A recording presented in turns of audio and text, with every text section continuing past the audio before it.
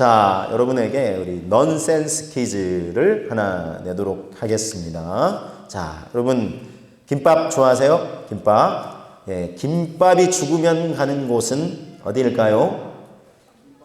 예, 김밥 천국입니다. 예, 김밥이 죽으면 가는 곳, 김밥 천국. 예, 뭐 우스개 이야기 같지만 제가 이제 이 말씀을 전하면서 맨 마지막에 이렇게 우리 유머와 함께 다시 한번 들려드릴 이야기가 있습니다. 예, 잘 또 기억하시고 또 말씀을 함께 나누도록 하겠습니다. 자, 하나님이 사용하시는 사람. 제가 지난주 말씀을 나누면서 하나님의 주권을 믿는 사람, 그리고 명철과 지혜가 충만한 사람이라 그랬습니다. 명철과 지혜가 충만하기 위해서는 하나님을 알고 경외하는 사람이어야 되고, 성령으로 충만한, 성령과 지혜가 충만한 사람이 되어야 된다. 이렇게 이제 말씀을 드렸는데, 자, 그래서 그런 사람이 돼서 하나님이 원하시는 것들, 특별히 참 이렇게 어려운 상황에 놓였을 때, 문제에 처할 때, 정말 하나님이 주시는, 성령님이 주시는 지혜로 대처를 할 수 있는 그런 사람을 하나님이 또 찾으시고 택하여 사용하신다. 그 말씀을 드렸는데, 자, 그렇다면, 자, 이런 사람들은 특별히 어려운 상황에 처했을 때 참 지혜롭게 대처를 하는 거예요. 자, 그래서 요셉의 경우를 봐도 하나님이 주시는 성령에 감동된 사람이었죠. 그래서 이제 애굽 땅에 장차 닥칠 그 참 어려움의 때를 잘 이렇게 대비하게 하셨는데, 자, 그래서 이렇게 하나님의 지혜로, 성령의 지혜로 충만한 사람은 어떤 사람이냐? 어려움의 때에 미래를 미리 대비하는 사람이다. 이렇게 설명을 드릴 수 있습니다. 미래를 미리 대비하는 사람이 성령의 지혜로 충만한 사람이요. 바로 왕의 이제 꿈의 내용은 7해 동안 큰 풍년이 된다 그랬죠. 그런데 바로 뒤이어서 닥치는 7년은 역대급 흉년이다. 앞에 있는 풍년의 때를 다 그냥 잊어버리고 기억하지 못할 정도로, 언제 우리가 풍년이었냐, 이렇게 흉년인데 하는 정도로 그렇게 정말 큰 어떻게 보면 위기를 만나게 되죠. 자, 그런데 이 위기를 참 요셉은 성령의 지혜로 미리 깨닫고 잘 대비를 하는 것을 볼 수 있습니다. 자, 창세기 41장 33절. 이제 바로께서는 명철하고 지혜 있는 사람을 택하여 애굽 땅을 다스리게 하시고, 그렇죠? 명철하고 지혜 있는 사람이 이걸 잘 이렇게 관리를 해야 이 위기 때를 잘 대비할 수 있습니다라고 얘기를 했죠. 자, 그러면 미래를 미리 대비한다. 이제 바로 왕이 네가 그 사람이다 하고 요셉을 세웠죠. 그래서 잘 대비를 하겠는데, 그럼 미래를 미리 대비한다. 특별히 다가올 어려움의 때를 미리 대비한다. 그게 의미가 무엇인지 오늘 말씀을 통해서 함께 나누기를 원합니다. 먼저는요, 풍년의 때에 비축을 해두는 거예요. 와, 풍년이다 하고 이렇게 뭐 이렇게 넘쳐나네 하고 그냥 다 흘려보내는 것이 아니라 이걸 비축을 해두는 거예요. 어차피 이거 다 아직 먹고도 너무 넘치는 거예요. 이걸 잘 이제 비축을 해두는 거죠. 자, 창세기 41장 34절부터 보시면, 바로께서는 또 이같이 행하사 나라 안에 감독관들을 두어 그 7해 풍년에 애굽 땅의 5분의 1을 거두되, 35절입니다. 그들로 장차 올 풍년의 모든 곡물을 거두고 그 곡물을 바로의 손에 돌려 양식을 위하여 각 성읍에 쌓아두게 하소서. 그러니까 풍년의 모든 곡물을 거두어라 그랬습니다. 자, 또 47절에서 48절에 보시면 실제 이제 이런 상황이 이제 전개가 됐을 때 요셉이 이렇게 잘 관리를 합니다. 7해 풍년에 토지 소출이 심히 많은지라 그랬어요. 앞서는 이제 그렇게 될 때 비축을 해 두십시오 했죠. 근데 실제 이제 그 이제 풍년이 이렇게 해서 곡식이 넘쳐나는 거예요. 그랬을 때 요셉이 애굽 땅에 있는 그 7년 곡물을 거두어서 각 성에 저장을 하는 거예요. 중앙에만 저장하는 게 아니라 각 성에 저장을 해요. 왜냐면 나중에 흉년의 때 이제 다 이렇게 곡식을 급히 이제 풀 수 있도록 다 이제 각 성에 저장을 해둬요. 그래서 각 성읍 주위의 밭의 곡물을 그 성읍 중에 쌓아두었다 그랬어요. 오, 참 지혜롭죠? 자, 이어서 49절은 보세요. 쌓아둔 곡식이 어느 정도 했냐면 바다의 모래같이 힘이 많아서 새는 걸 그쳤다는 거예요. 야, 이거 어차피 다 못 새. 일단 쌓아 하고 막 쌓아뒀는데 이 바다의 모래같이 힘이 많았다는 거예요. 그 수가 한이 없음이었더라 그랬어요. 어쨌든 참 지혜로운 사람은 풍년의 때에 비축을 해 둔다는 것입니다. 자, 여러분, 우리 잘 아시는 우화 중에 이제 개미와 배짱이 이야기 잘 아시죠? 이제 봄뿐만 아니라 무더운 여름, 올 여름 얼마나 무더웠습니까? 그렇죠? 근데 무더운 여름에 이 개미들은 보니까 땀을 뻘뻘 흘리면서 부지런히 왔다 갔다 해요. 그래서 뭘 하면서 왔다 갔다 했을까요? 예, 먹을 양식이 있으면 딱 그걸 입에 물어다가 쫙 이렇게 한 줄로 또 가요. 그러더니 이제 자기들 이렇게 거처에 가서 딱 비축을 해두는 거예요. 그런데 그 광경을 누가 보고 있었어요? 예, 배짱이란 녀석이 탁 나무 그늘에서, 나무가지 그 그늘 아래서 탁 바이올린을 켜면서 아이고 저 개미들 봐라, 아이고 무슨 이런 여름에 지금 생고생이냐고, 이렇게 가만히 있어도 이렇게 더운데 아이고 저렇게 지금 땀 흘리면서 저 고생을 하고 있냐고, 아이고 어리석다고, 이렇게 배짱이가 이렇게 얘기를 했네요. 자, 시간이 흘렀습니다. 가을이 됐고요. 가을에만 해도 그래도 아직 잎이 남아있고 먹을 게 있었죠. 근데 이제 가을도 휙 지나고 찬바람이 부는 이제 겨울이 됐어요. 근데 나뭇잎도 보니까 이제 앙상해져가지고 이제 먹을 게 없는 거예요.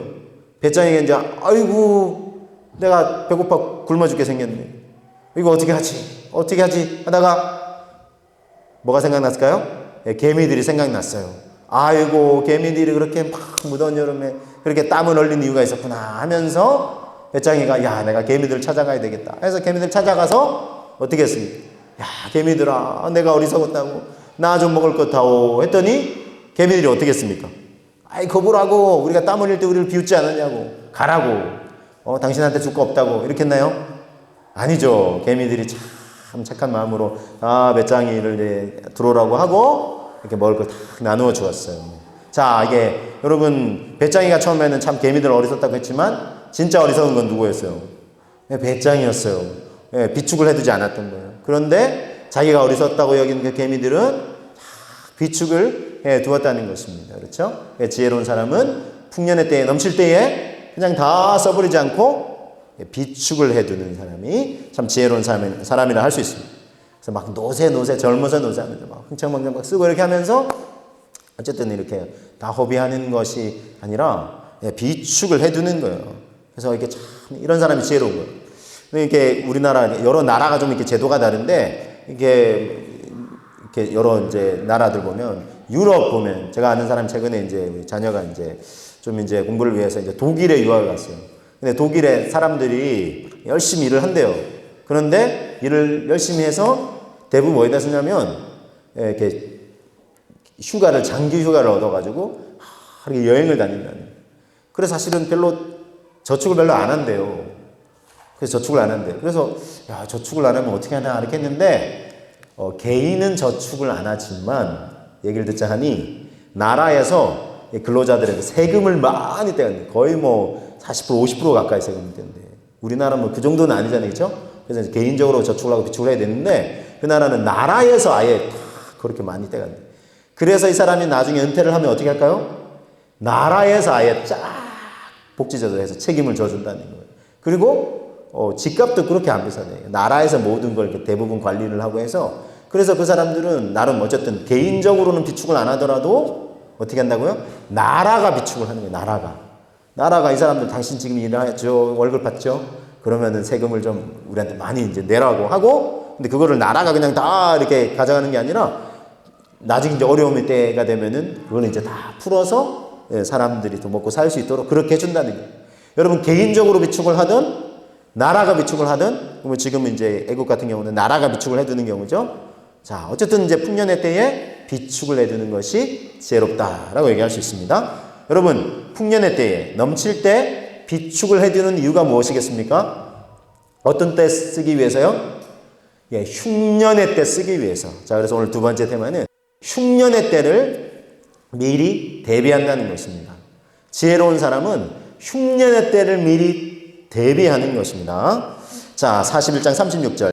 41장 36절의 말씀 보면 이와 같이 그 곡물을 이 땅에 저장하여 애굽 땅에 임할 7해 흉년에 대비하시면 땅이 이 흉년으로 말미암아 망하지 아니하리이다 그랬어요. 예, 7해 흉년에 대비하는 거예요. 풍년의 때 거둬들이는 것은 이 흉년을 대비하는 것이라는 것입니다. 그러면 중년의 때가 돼도 이 땅이 망하지 않을 것입니다. 라고 요셉이 지혜롭게 얘기를 했죠. 자, 요거는 이제 실제 일이 일어나기 전에 이제 성령의 감독으로 예언한 거고, 또 그러면 실제 일이 벌어졌을 때 요셉이 어떻게 했냐? 자, 53절부터 보시면 애굽 땅에 7해 풍년이 그치고 요셉의 말과 같이 7해 흉년이 들기 시작했어요. 그런데 어떤 일이 벌어지냐? 각국에는 기근이 있으나 애굽 온 땅에는 먹을 것이 있었다 그랬어요. 왜요? 흉년의 때를 대비해서 요셉은 미리 비축을 해 두었기 때문에. 그렇죠? 각국은 그걸 그렇게 하지 못했어요. 그죠? 자, 이게 참 지혜롭죠? 자, 55절에도 보시면 55절. 애굽 온 땅이 굶주림에 백성이 바로에게 부르짖어 양식을 구하는지라. 풍년의 때 이렇게 개인적으로 비축을 안 해도 물론 이제 세금으로 날아서 잘 걷어들였죠? 근데 이제 막 부르짖는 거예요. 이제 우리 배고파 굶어 죽게 생겼으니 어쩌면 좋습니까? 했을 때 바로가 애굽 모든 백성에게 이르되 요셉에게 가서 그가 너희에게 이르는 대로 하라 그랬어요. 이제 요셉이 다 대비를 했으니까 왕은 염려할 게 없죠. 이렇게 지혜로운 사람들이 다 이렇게 각국에 이제 중요한 위치에 영향력 있는 위치에 있는 것이 이렇게 참 중요합니다. 성령의 지혜가 있는 사람이 또 미래를 잘 대비할 수 있는 사람들이 정말 이렇게 다 할 때 나라가 평온할 수 있는 것입니다. 자, 여러분, 그래서 요셉은 참 지혜롭게 행했죠. 풍년의 때에 이 5분의 1을 곡식으로 어차피 넘쳐나서 다 썩는 거 다 이렇게 비축을 해둬서 흉년의 때를 지혜롭게 대비를 해서 많은 사람들이 지금 굶어 죽게 생겼지만 또 요셉이 그렇게 지혜롭게 행함으로 말미암아 사람들이 굶어 죽지 않게 한 참 지혜로운 통치의 모습을 볼 수 있습니다. 우리 아시아를 대표하는 미래의 학자로 꼽히는 우리 최윤식 박사님 계시고 또 최현식 목사님이 형제분이신데 이분들이 한 10여 년 전에 쓴 책이에요.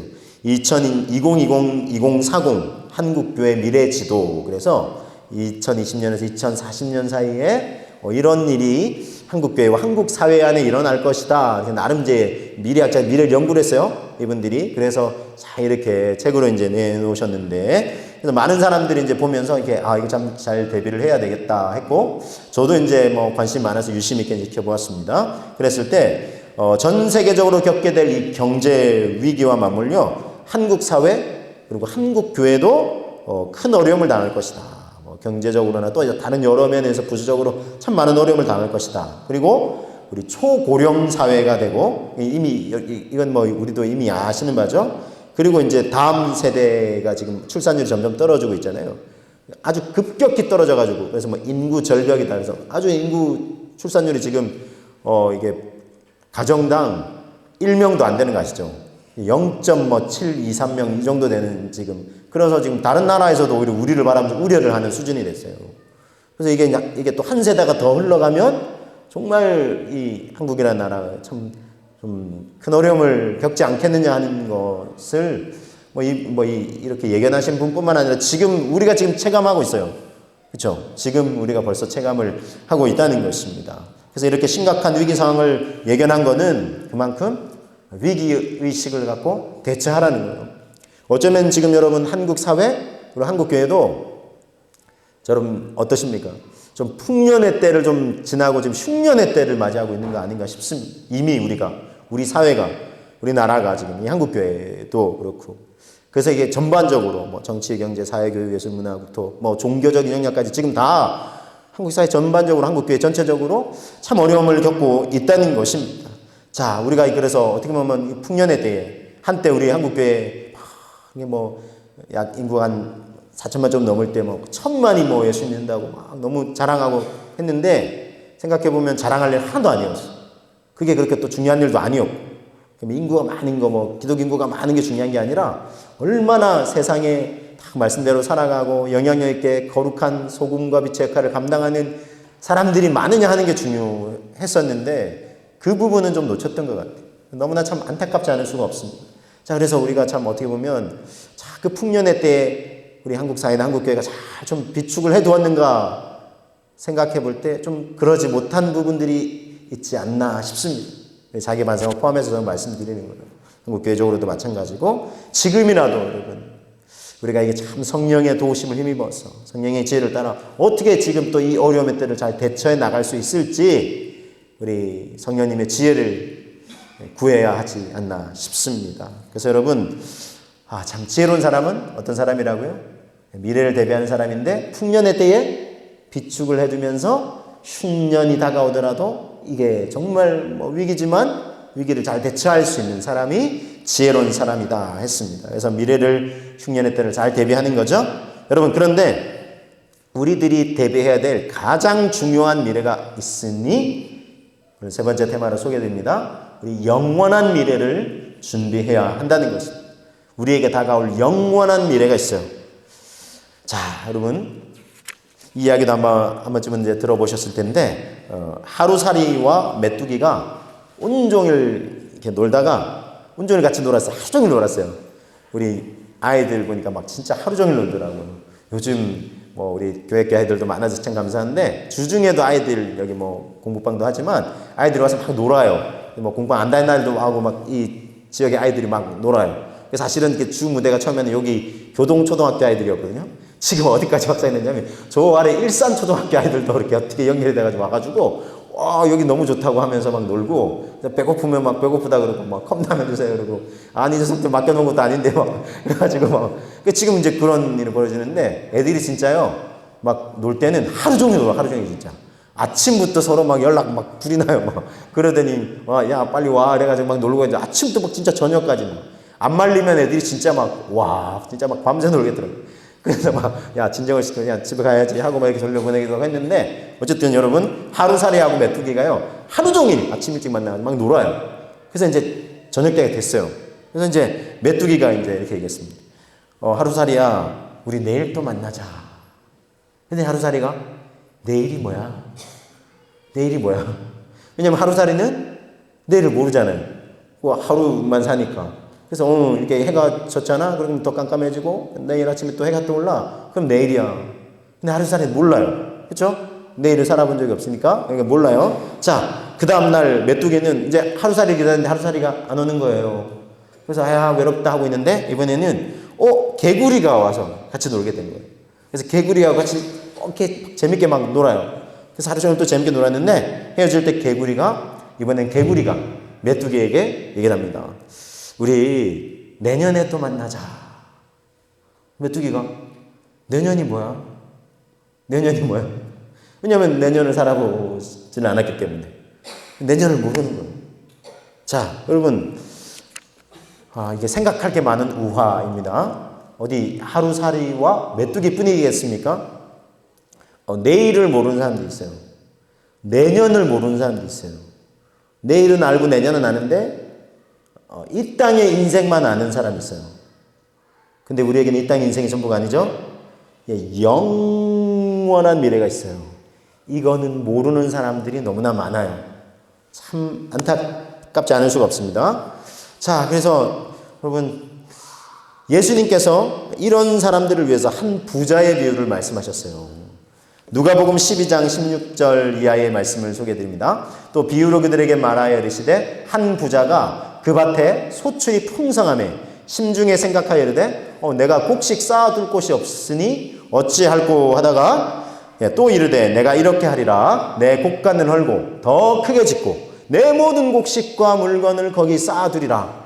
또 내가 내 영혼에게 이르되 영혼아 이제 여러 해 쓸 물건을 많이 쌓아두었으니 이제 그만 평안히 쉬고 먹고 마시고 즐거워하자. 이렇게 얘기를 해요. 자, 그런데 20절에 이렇게 말씀하시죠. 하나님은 이르시되 어리석은 자여 오늘 밤에 너의 영혼을 도로 찾으리니 그러면 네가 준비한 것이 누구의 것이 되겠느냐.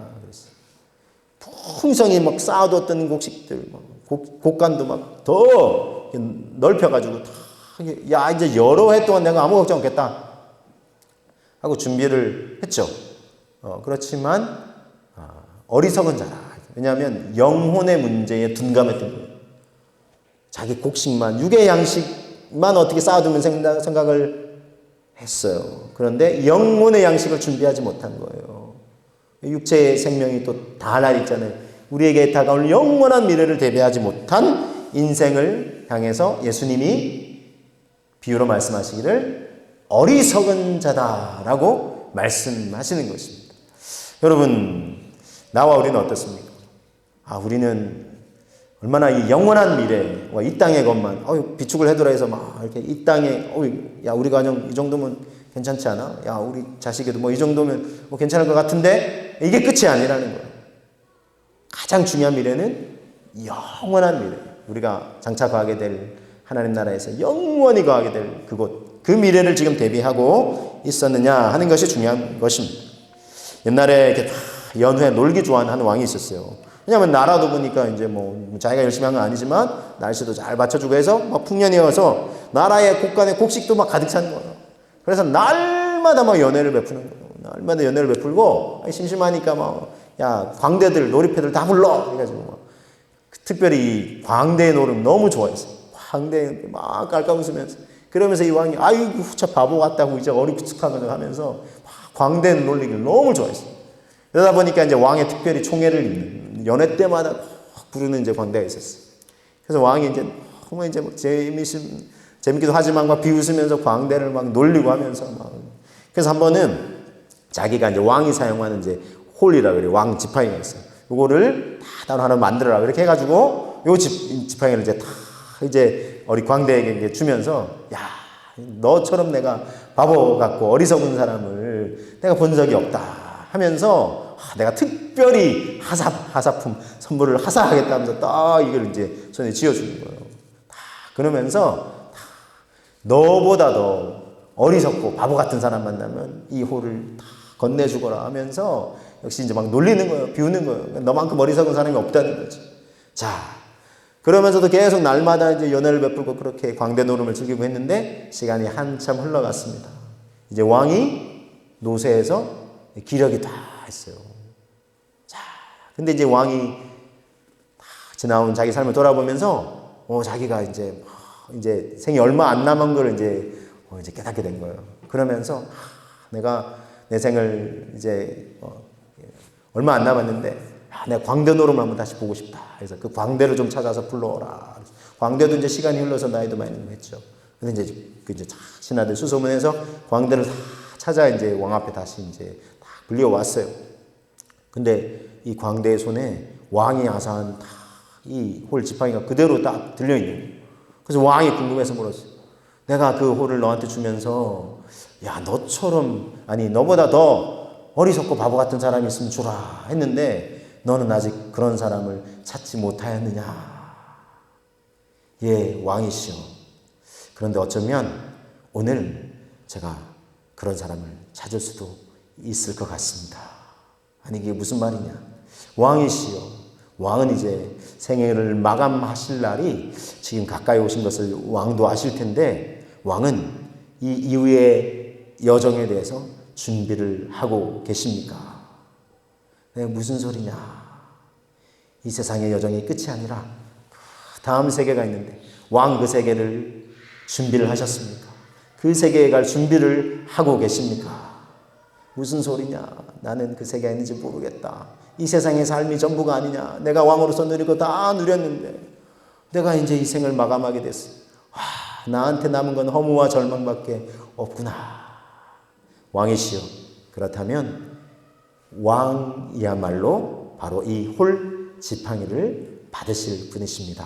하고 왕에게 그 지팡이를 내어드리고 나왔다. 라는 이야기가 있습니다. 자, 여러분, 이것이 이렇게 실제 이야기가 아니라고 할지라도 우리가 생각해 볼 것이 많죠? 여러분, 어떻습니까, 여러분?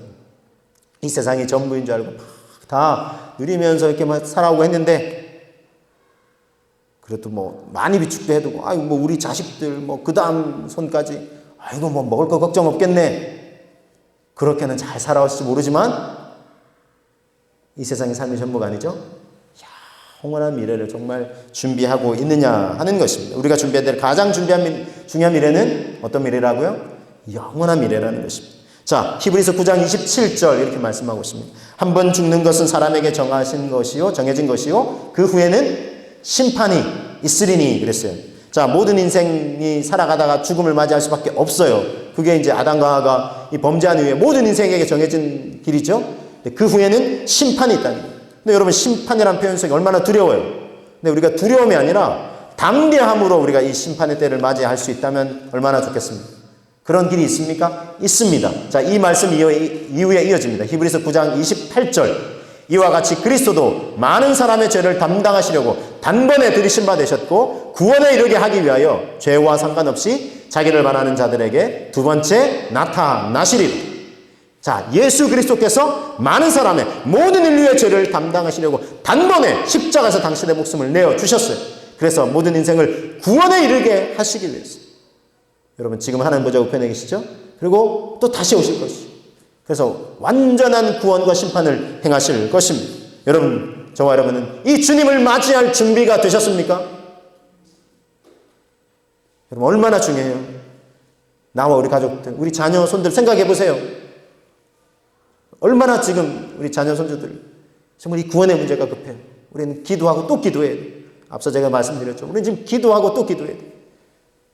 이 땅에 이 사회, 교회, 나라, 민족, 세계, 열방에도 지금 우리가 기도할 게 많고 또 정말 이 땅에 정말 영원한 미래를 대비하지 못한 인생들을 위해서 우리가 품고 그 영혼들이 함께 정말 이 영원한 미래에서는 하나님과 함께 하나님 나라에서 또 예수 그리스도와 함께 이 구원의 은혜와 감격을 누릴 수 있는 이것을 우리는 준비를 해야 한다는 것입니다. 우리 주님이 이렇게 말씀하셨습니다. 요한복음 3장 16절 우리가 이렇게 잘 아시는 말씀이죠. 우리 함께 한번 고백해 보겠습니다. 하나님이 세상을 이처럼 사랑하사 독생자를 주셨으니 이는 그를 믿는 자마다 멸망하지 않고 영생을 얻게 하려 하심이라. 할렐루야. 오늘 너무나 사랑하셔서 독생자 예수 그리스도를 주셨으니 이는 그를 예수 그리스도를 믿는 자마다 멸망해서는 안 된다. 영생을 얻어야 한다. 이렇게 말씀하고 있습니다. 우리 17절도 함께 보겠습니다. 요한복음 3장 17절도 함께 한번 고백해 보겠습니다. 하나님이 그 아들을 세상에 보내신 것은 세상을 심판하려 하심이 아니요 그로 말미암아 세상이 구원을 받게 하려 하심이라 했습니다. 세상을 심판하려 하심이 아니라 세상이 구원을 받게 하려 하심이라 그랬어요. 여러분, 그래서 심판을 두려워하지 않을 수 있는 유일한 길은 하나님이 구원자로 보내신 하나님의 아들 예수 그리스도를 구원의 주로 딱 믿고 고백하고 나의 구원의 주로 붙드는 겁니다. 모셔드리는 것입니다. 그럴 때 우리가 구원을 얻을 수 있는 것입니다.